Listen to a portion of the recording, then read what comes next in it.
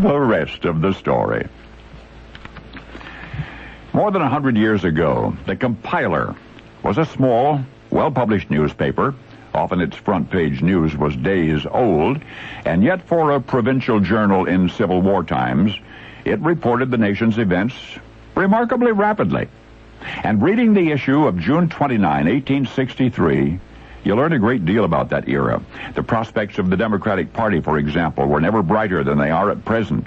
That's what the article says, but remember, Republican Abe Lincoln was then president. Some of the advertisements are fascinating. One, placed by the Tyson brothers, exclaims, "Eureka, Eureka, the Excelsior washer is acknowledged by all who see it to be the most complete and without exception the most perfect labor-saving washing machine ever invented. Price, $8. Another ad, this one placed by R.F. McElhenney's store, boots and shoes comprising men's line of calf boots, men's Balmorals, Wellington boots, Congress gaiters, brogans. Now, it was this advertisement for boots that attracted the attention of three Confederate generals, Ambrose Hill and Henry Heth and Johnstown Pettigrew.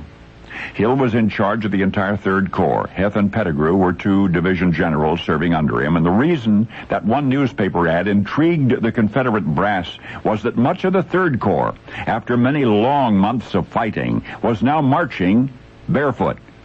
They desperately needed footwear. Well, now they knew where to find it.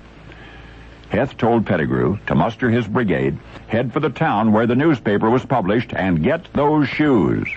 The town was 8 miles away. Pettigrew and his men, about 2,400 infantry, started out in the early morning in the hot, humid 30th, and they returned late that afternoon empty-handed. Where was the footgear? General Heth wanted to know. And General Pettigrew related the rest of the story. That on the outskirts of town he'd seen a small group of Union cavalry, no infantry, although a few of his men had sworn they heard distant drums. With no cavalry of his own to perform reconnaissance, Pettigrew could only imagine the ultimate strength of the Union forces before him, and he would not gamble with the lives of his troops, and that's why he returned empty-handed. 16 sizzling, suffocating miles of barefoot marching for nothing. So Generals Heth and Pettigrew met with the commander of the Third Corps, General Hill.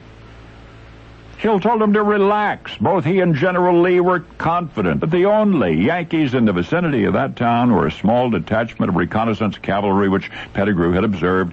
Pettigrew could easily have wiped them out and returned with the much-needed shoes. Well, immediately Heth spoke up. Might he have permission to lead his own division over there to that shoe store and relieve the proprietor of his stock? And General Hill readily granted permission. The next morning, July 1, General Heth was on his way. It was a complete accident, you see. Nobody, neither the Rebs nor the Yanks, either anticipated nor intended the carnage that followed.